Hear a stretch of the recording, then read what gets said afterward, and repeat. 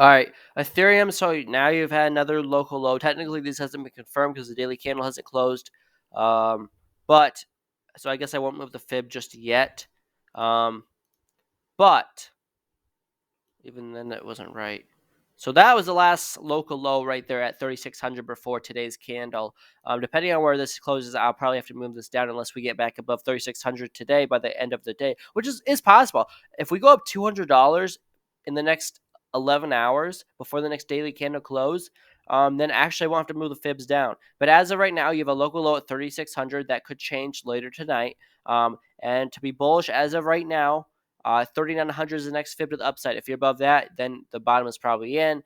And if you want to be bullish on the daily time frame, then you have to get above the 618, which is at 43.63. But I would say, like, if you want to be bullish on the 1 hour, then you have to get above 3,900 with the daily candle close for Ethereum.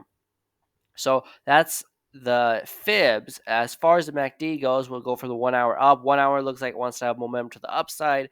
The 2 hour, same thing. The 3 hour, same thing. The 4 hour, same thing. The 6 hour, 6 hour could have a little more downside action, but I'm assuming that's about to reverse as well. The 12 hour, that does have a little more downside action. So you could go sideways for a day or two, but I do think, let's look at the daily chart. Daily chart, that's kind of going sideways more or less. Although, yeah, that's going sideways more or less. And the 3 day chart is probably about to reverse to the upside. So I would say you could go sideways on Ethereum for a few days longer, but I do think that I don't think you go below this wick low at 30. I don't see us going below 3,200. I don't see us putting in a lower low unless Bitcoin loses 42K. So we'll see what happens. But Ethereum short term is probably just going to consolidate and slowly go back up. I don't think you go lower than 4,200.